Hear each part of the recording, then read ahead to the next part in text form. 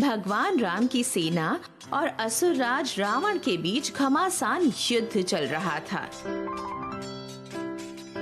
ये युद्ध लंका में लड़ा जा रहा था, जो कि भारत के दक्षिण में दूर एक द्वीप साम्राज्य था।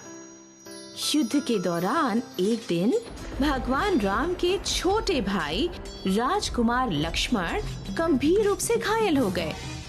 भगवान अपने भाई से बहुत प्यार करते थे और वो बहुत चिंतित हो गए और समझ नहीं पा रहे थे कि क्या करें। उन्होंने कुछ देर सोचा और फिर तुरंत वैदराज सुशैना से कहा कि वो उनके भाई को ठीक करने के लिए जो भी कर सकते हैं करें।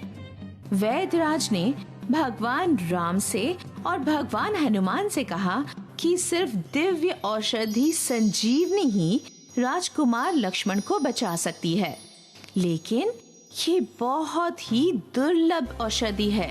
ये सिर्फ औषधीय पौधों के रूप में हिमालय पर्वत श्रेणी के द्रोणागिरी पर्वत पर ही उपलब्ध है। जैसा कि मैंने पहले कहा, लंका दक्षिण भारत से दूर दक्षिण में स्थित है और हिमालय भारत के बिल्कुल उत्तरी भाग में स्थित है। तो लंका से हिमालय तक जाने के लिए किसी को भारत की पूरी दूरी तय करनी पड़ती। भगवान हनुमान वायु के देवता पवन देव के पुत्र थे और इसलिए उनके पास अपार शक्ति थी और वो उड़ सकते थे। वैदराज ने उनसे कहा कि वो जल्दी से उड़कर द्रोणागिरी पर्वत पर जाएं और संजीवनी बूटी लेकर आएं। उन्होंने भगवान हनुमान से कहा कि उस औषधि का पौधा काफी चमकीला होता है और उसमें एक अद्भुत रोशनी होती है जिससे उसे आसानी से पहचाना जा सकता है। भगवान हनुमान तुरंत वहाँ से चल पड़े और वो जितना तेज उड़ सकते थे उड़ने लगे और वो जल्दी ही द्रोणागिरी पर्वत पहुँच गए। हालांकि वहाँ पहुँचकर वो बहुत ही भ्रमित हो गए।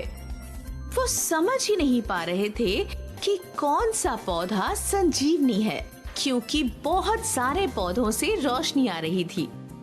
उन्होंने समझने की बहुत कोशिश की कि कौन से पौधे से अलग सी रोशनी आ रही है, लेकिन वो जितनी ज्यादा बूटियां देखते वो उतने और अधिक भ्रमित हो रहे थे। वो जानते थे कि उनके पास बहुत कम समय है और उन्हें वो औषधि जल्दी से जल्दी लंका ले जानी होगी।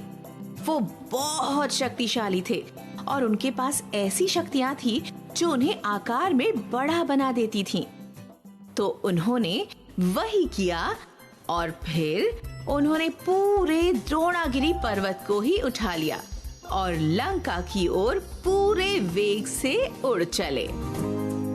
जल्दी ही वो लंका पहुंच गए।